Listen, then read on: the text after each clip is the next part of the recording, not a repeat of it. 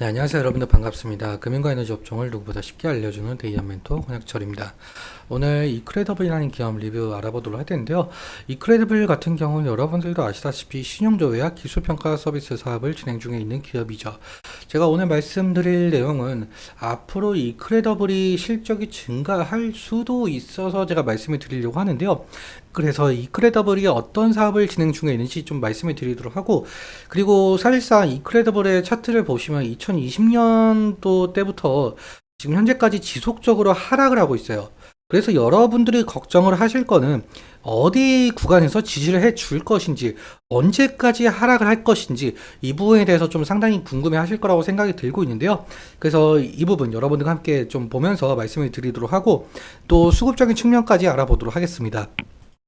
천천히 얘기 나눠보도록 할 텐데, 먼저 시작하기 전에 저희 데이업 채널에 오시면은 모든 종목들을 커버해드리고 있으니까 찾아주시면 정말 감사하겠고, 제 영상도 끝까지 지켜봐 주시면서 댓글로 궁금하신 것들 남겨주시면은 다음 영상에서 말씀을 드리도록 하겠습니다.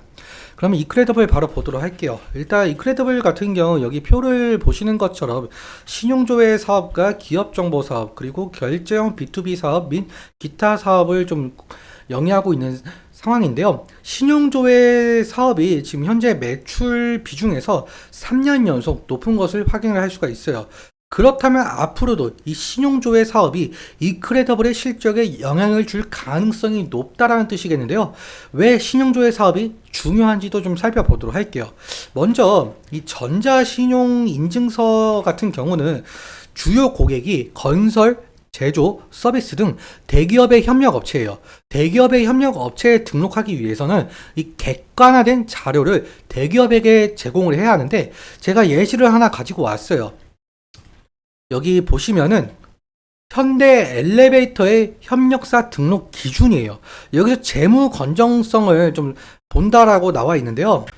재무 건전성 같은 경우는 장기적으로 자금을 충당할 수 있는 지표잖아요. 그렇기 때문에 재무 건전성이 높을수록 신용등급 평가가 높아질 가능성이 되겠죠. 반대로 말하자면 신용등급이 높을수록 재무 건전성이 높다라는 뜻이 되겠는데요.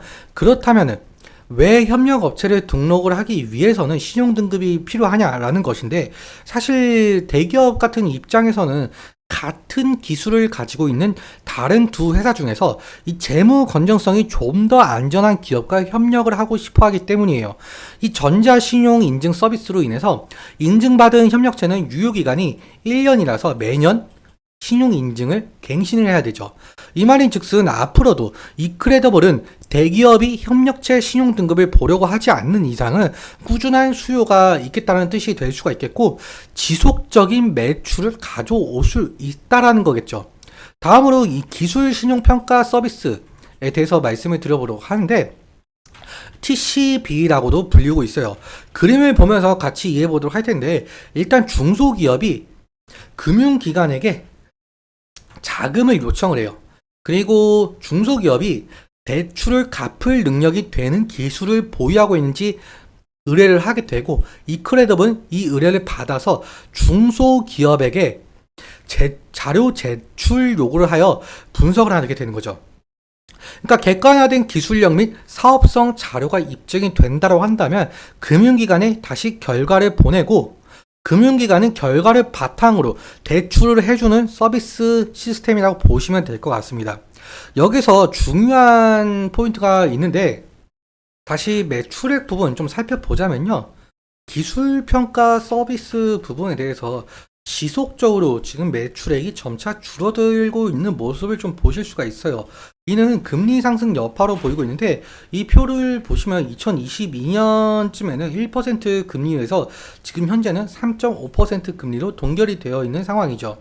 금리 상승으로 인해서 대출 이자도 상승하게 되니까 기업 입장에서는 대출을 꺼려야 하게 되는 상황이 발생할 수밖에 없다라는 겁니다.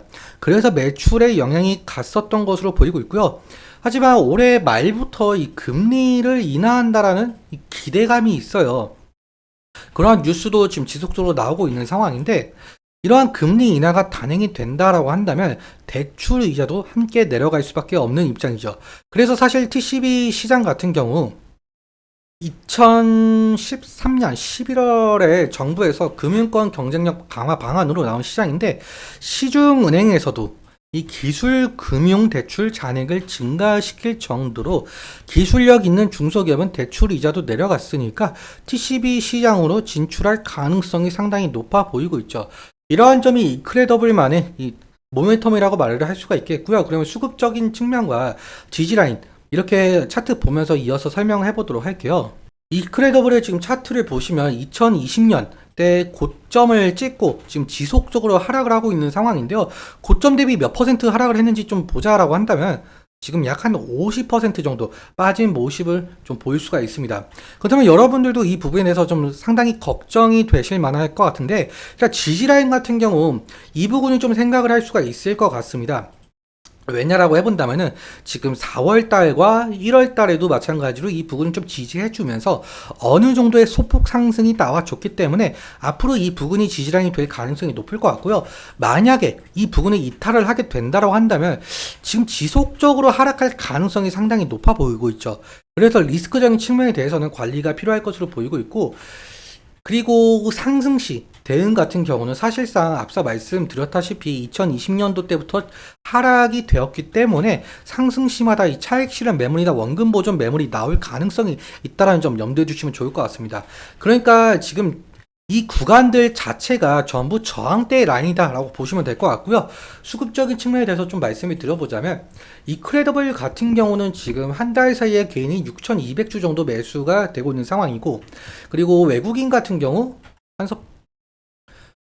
외국인은 약 한 23주 정도 매수가 되고 있는 상황이죠.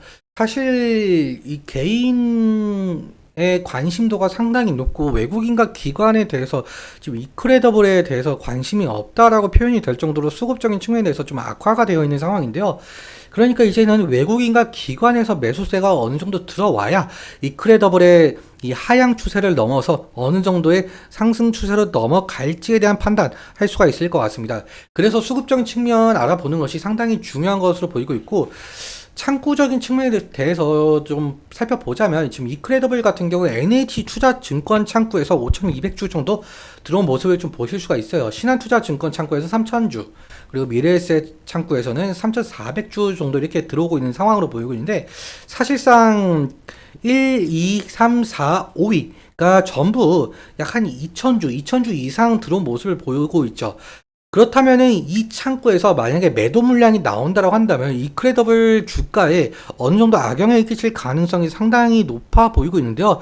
그렇기 때문에 여기 5개 창구에서 계속적으로 매도가 나오고 있는지 그 부분 확인하는 것이 중요 투자 포인트가 될 가능성이 높을 것 같습니다. 오늘 여기까지 말씀을 드리면서 오늘 내용 여러분들께 도움이 되셨다면 구독과 좋아요 부탁드리고, 그리고 오늘 말씀드린 내용과 차트적인 부분에 대해서 제 개인적인 견해가 많이 껴있다 보니까 여러분들의 주관적인 견해와 함께 투자를 현명한 선택하셨으면 좋겠습니다. 오늘도 시청해주셔서 감사하고 지금까지 멘토 권혁철이었습니다. 감사합니다.